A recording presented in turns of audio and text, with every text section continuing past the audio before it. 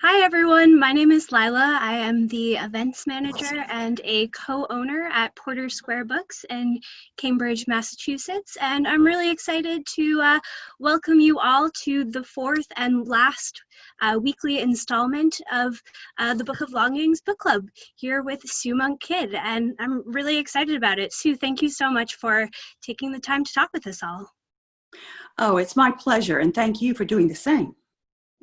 It's really exciting because we were actually supposed to host you, Sue, in person in Cambridge, and it was right in the middle of April. It was the best thing to do to cancel it, but this does sort of feel like the next best thing. So thank you again. This is going to be fun.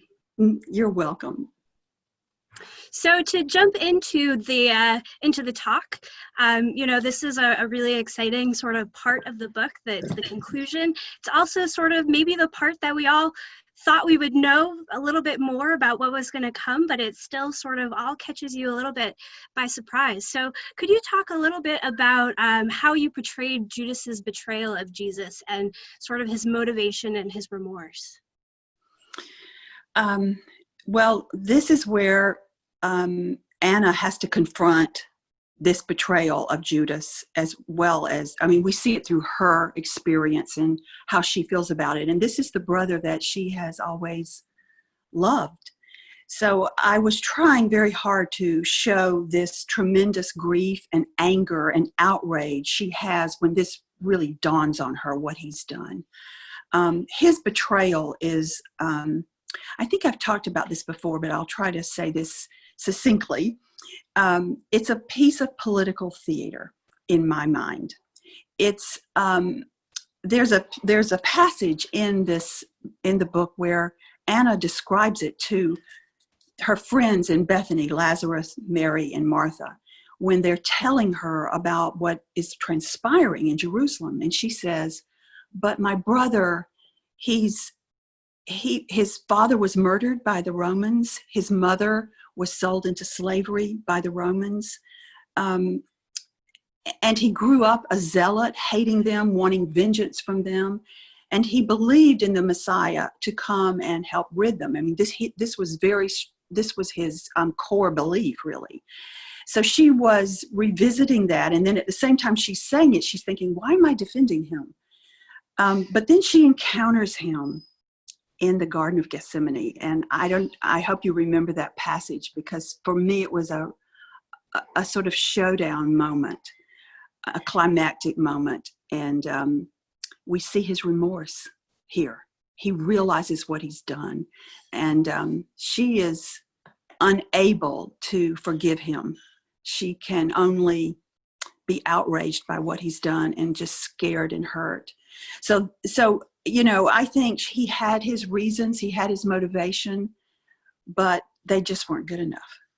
And the only other thing I'll say about this is that this kind of hyper idealism, which is what I think Judas had, is something that I think we ought to pay attention to, and is why I put it in the book this way.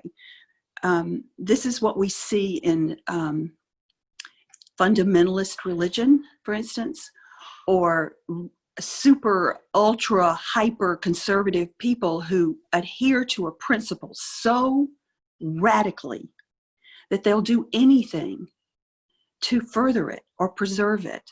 And that's a scary thing in my mind, because it overrides the feeling function or the compassion or the empathy. And in my view, the highest value in the human experience is compassion or empathy. And it is lost when that hyper idealism takes over. So the principle, when you're possessed by a principle, things go awry, and that's what happened with Judas. That's such an important point. And I think, having Anna be the one who is sort of conveying all this, that really does such a powerful job of pushing that point, because of course her primary concern is with the safety of her family. So sort of along the same lines, how important was it to you to write the crucifixion scene through the eyes of women? And how did you get the idea to have the women walk behind him, calling out their names, and sort of integrating the red thread back into the story? this scene came to me immediately of these women. I'm very, well, I love to write about what I'm going to call alliances or communities or coalitions of women. So this is not new for me. So it came to me rather quickly and reflexively, I guess. You may remember, if you read The Secret Life of Bees, that at the end of the story, spoiler alert if you haven't read it, there is a scene where all the women, the daughters of Mary, the sisters, the three sister beekeepers, come together to stand firm and almost create like a wall, a feminine wall between Lily and her father, who wants to drag her back home. That's a coalition of women with community and purpose. And here we are again. These women walk behind Jesus through the city, out the gate, up the hill to Golgotha, which is just outside the city. And they call out their names. Now, that kind of surprised me when I wrote that. I knew they would be there behind him, this presence.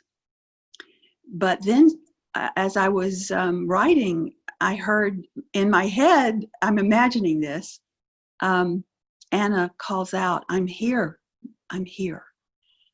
And then Mary, his mother, says, "This is your mother, I'm here." And all the women, all five of them who are walking right behind him, begin to call out their names to him. So for me, it was a very moving moment of female solidarity and presence at this most dire kind of climactic moment in the story. The red thread,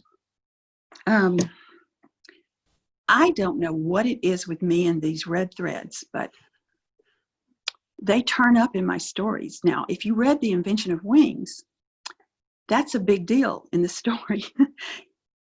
There is a red thread that is wrapped around the trunk of a spirit tree, and it goes all the way through the story, this red thread. Not only is the thread wrapped around the trunk to mark this spirit tree, which actually I posted on Instagram the other day, my vision of it, this tree where it holds their spirits. Okay, they take the red thread and they also put it in a little pouch and wear it. So there's that. And then even in the mermaid chair, there was a pivotal moment with a thread that signaled her self-belonging, my character's self-belonging. So I have a thing about threads. Okay, so in this case, it is a symbol, I think, of the relationship, the bond, the circle of life between Anna and Jesus. And she has one thing she says, let's see if I can remember it. At the moment she comes upon him in the street where he falls under the crossbeam, he sees the thread because she has purposely put it on that morning. And she says in her mind, this thread was at the beginning of us and it will be at the end. I will go with him to the end of his longings. And so for me, that was the kind of beginning in the circle of life and death right there. That whole, I think the thread is a concrete visual thing that kind of symbolized their relationship. What else do I want to say about this? This was an important scene. Those women, by the way, were Mary Magdalene, Mary of Bethany, Anna, Salome. Who am I leaving out? Another Mary. So there are three Marys. We get them all mixed up. And the other thing I want to say about this particular scene is that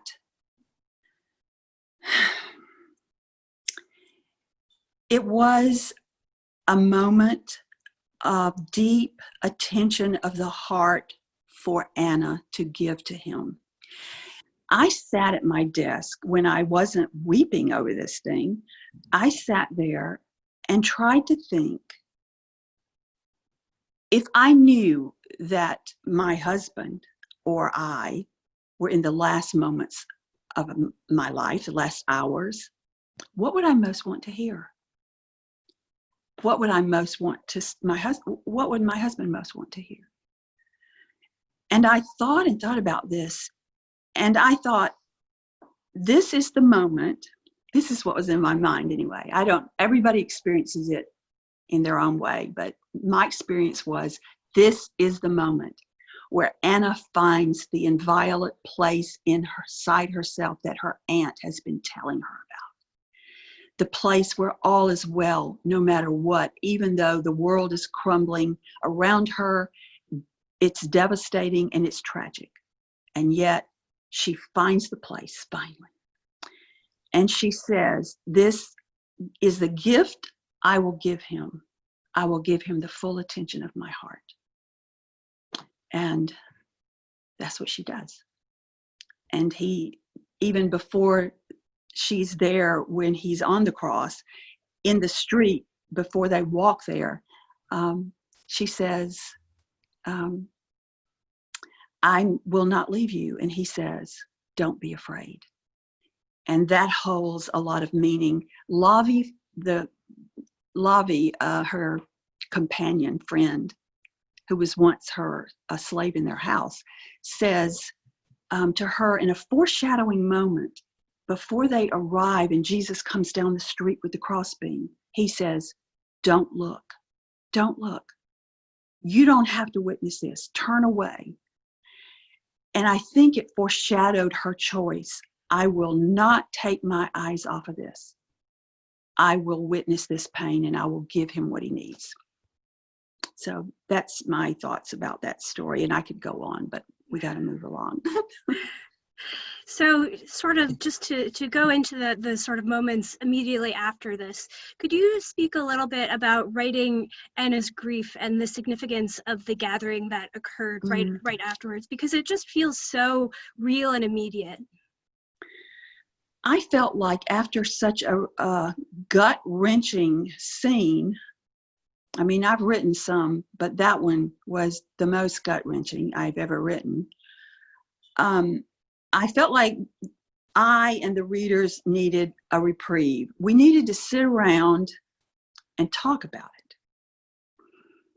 So I created this scene where they're back in Bethany. They're all there, the women, along with Lazarus and Lavi. And they're talking. Well, first there's this kind of oppressive silence. And the way it's broken, which is in my mind, the breaking of what keeps us from grieving. So it kind of broke open and the grief could begin. Anna hears an owl in the darkness calling, and she feels it in her throat, and she says, oh, that's a story that wants to be told. It wants to be heard. And so she begins to talk about the story of his dying. And they all begin to talk about how it happened. Now that to me is the way of beginning a grieving process. And it's, I believe so much in the power of story, especially to help us grieve and witness our pain. And who was it that said we can bear anything if we can tell a story about it? I'll have to think and tell you later who said that. But I really feel like it was the story they began to tell that allowed Anna to grieve her husband. And then the story took a funny turn and she started to tell a funny story, really. And they began to laugh. And she asked the question, is laughter grieving too? And I think it is. So I think that was just a way for us to sit back, take a breath, and grieve together. Absolutely. I think it really does give you that moment. And I definitely needed it. So I appreciated that. And could you tell us a little bit about why you chose to write a scene in which Anna has a vision of Jesus after he dies? Oh, well, this for me was her metaphoric, and not even metaphoric, kind of real time resurrection appearance of Jesus. This is how I think it happens, actually. She envisions him.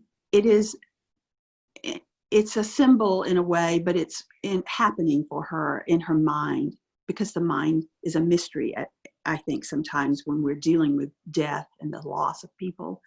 But in the case of Jesus, this was, for me, the return of his spirit to her.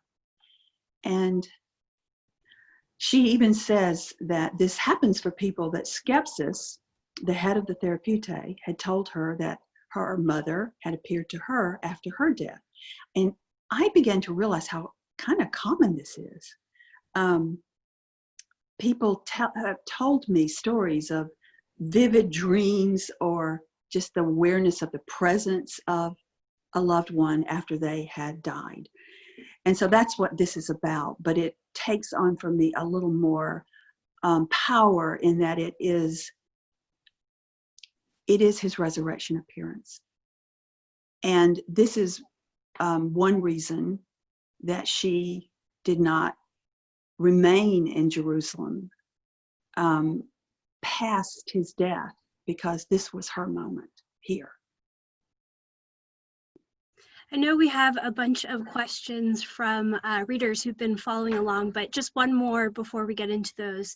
I really loved seeing Anna at age 58 sort of past all of this and in a different place. And could you just speak a little bit about Anna's realization of her sort of ultimate destiny and the burial of her writings that we see? Yeah. You know, this scene, I knew this scene from the very beginning. In fact, it was one of the first things that came to me, was the scene of her burying her work at the end of the book. And there was a quote that I posted, was it yesterday? Or a couple of days ago maybe, in which she says, her life would pass away in the way thunder does, but this life, what a shining thing, it is enough. I actually wrote those lines before I wrote the beginning of the book. I knew how it would end, and I knew what she would say. And it altered very little. So I felt like her destiny was there, and I wanted her to realize her longings. She becomes the head, the leader of the Therapeutae. She has written 30 codices. I think she's, what does she call it? My everything. She's written her everything now. And they have been disseminated and sent out. So she's having this voice in the world. That was her destiny from the beginning. And that's what she's doing at 58. And she buries those, her work. And I felt like maybe they're out there somewhere. I want to believe they're out there somewhere waiting for us. Definitely made me want to, put on my dig gear and get out there and take a look. So we have a bunch of questions from fans who left these questions on social media. So the first one is, did you always intend for Tabitha, Deodora, and Yaltha to end up together? I most certainly did. Never wavered on that. I knew that very early, that if she was going to lose her husband that she loved greatly, she deserved a family and have some sense of happiness and community and relationship beyond just fulfilling the longings of her heart to write and be a voice. So I remember it was always going to be Tabitha and Yaltha, And then early on, I began to realize that Yaltha had a secret going on, that she had a background that I didn't realize at the very beginning of the book, but that kind of developed in the first part for me. And then as I created that whole backstory, I knew that Deodora would end up there too, that these three would grow old together. They would be a family, they would be a sisterhood, they would be a coalition. And that just made me happy, that's all. Nancy Shake on Instagram has a bit of a factual question. She wants to know, weren't Jesus and John the Baptist cousins? Yeah. Well, in Luke's version, they are. There are 4 Gospels, as you know, and only one of them, Luke, has this particular story in it. It's called the infancy narrative. And most Jesus historians do not think it's that reliable. The other 3 Gospels, Mark, John, and Matthew, do not include this. They have Jesus show up at the River Jordan to be baptized, and John, they've never met, basically. So I went with that. I went with the 3. It actually worked out better for me in the story, in the way I was creating the story. But, the Gospels have differing stories. And so you kind of have to decide which angle you're going with. So that was the one I chose. But Luke had them kin, but not in my version. Yeah.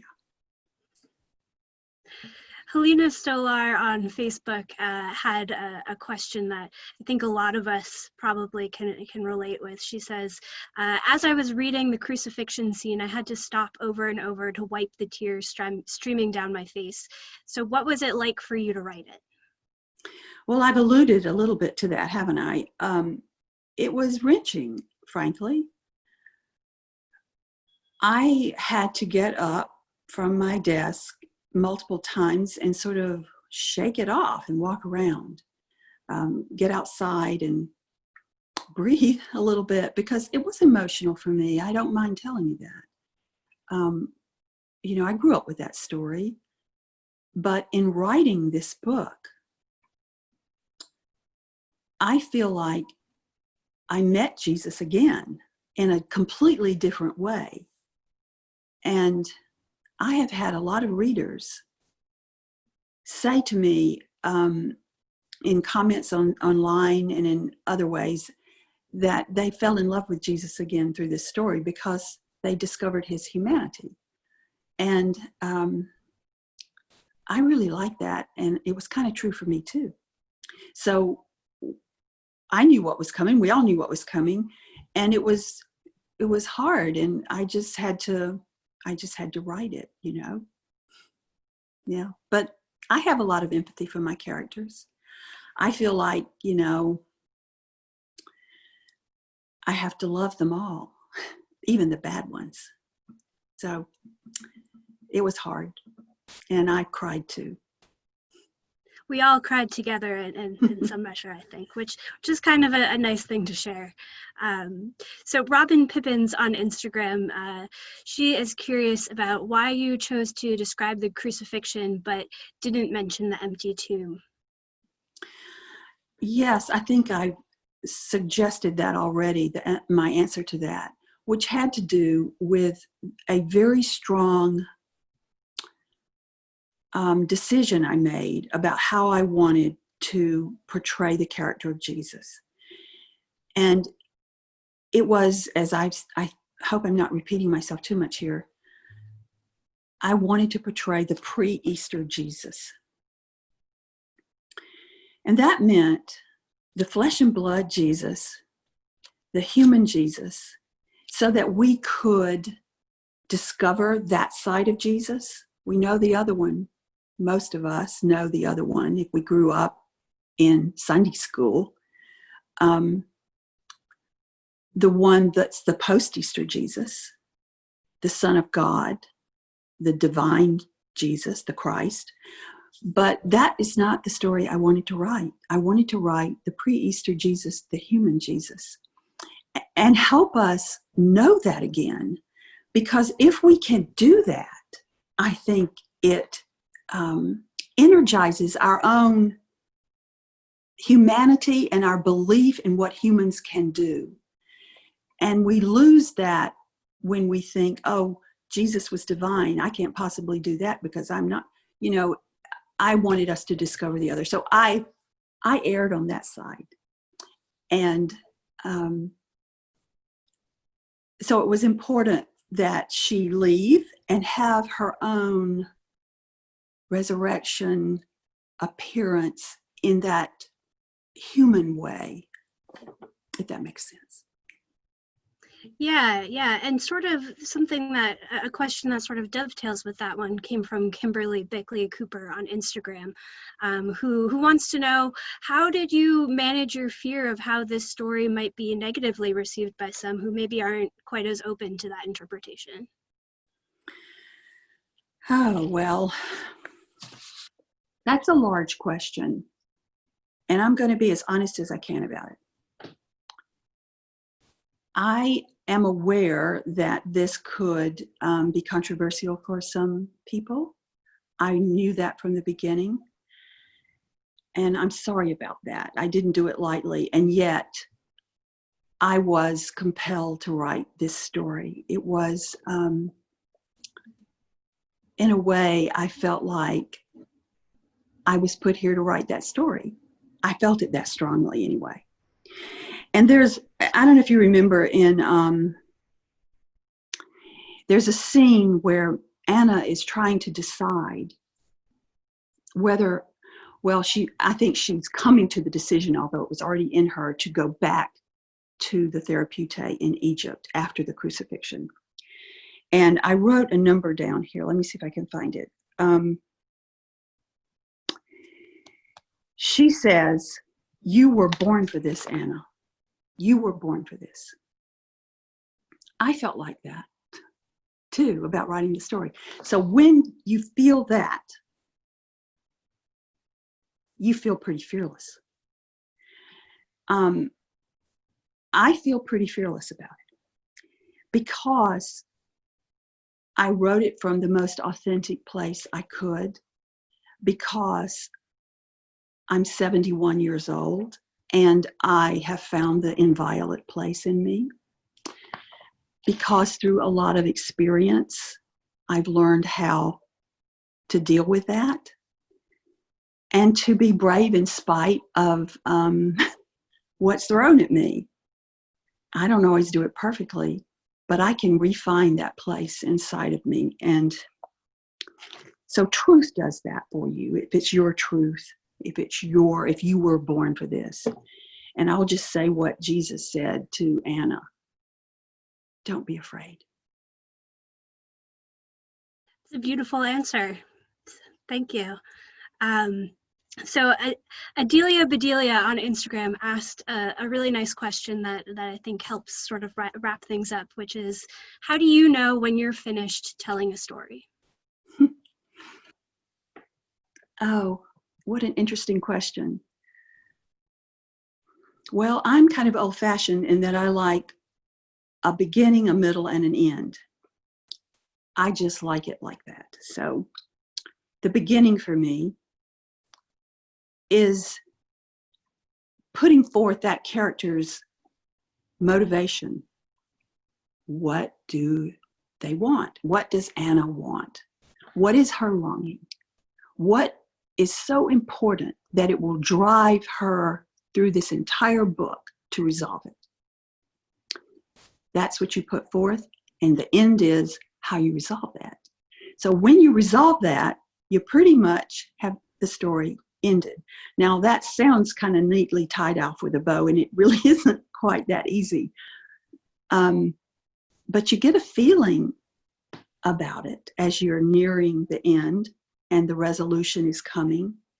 It's like 3 acts. And I actually write my novels in 3 acts, every one of them.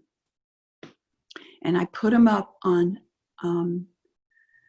butcher paper and big easels around my study, and I chart the line of action and plot through the first act, the second act, and the third act. And I know when that resolution comes, and I know when the midpoint is. So that's the kind of bones that are underneath it that I need. Now, every writer doesn't do that, but I seem to need that anchoring, and then I can kind of spontaneously play with the rest of the story. So when she's getting close to burying those codices, you're pretty much at the end. And you don't want it to trail off beyond that.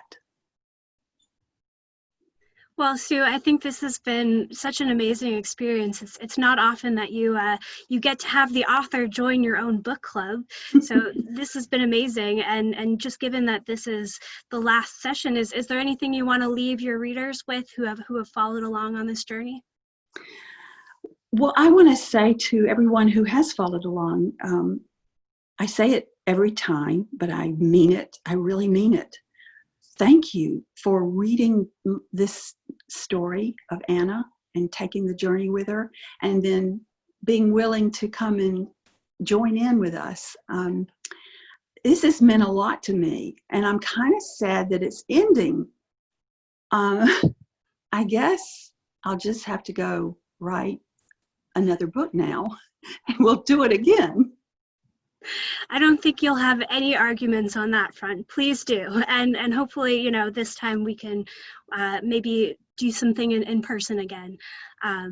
So I want to thank everybody for following along and joining in on the book club and submitting such great questions. Thank you so much, Sue, for answering them so wonderfully, and to Penguin Random House and Viking for making this happen and sort of bringing the tour to the people. So I want to remind you all that you can watch all 4 discussions on thebookoflongings.com, and you should definitely pick up your copy of the Book of Longings. We have many copies over at portersquarebooks.com, and we do ship. We have just opened up for curbside pickup this week, which is really exciting. And we've got all of Sue's other books as well as your local independent bookstore. So this is the way to stay connected right now, and I'm really grateful to Sue and the Book of Longings and just this whole process for being the great connector. So thank you so much. Thank you, Leila.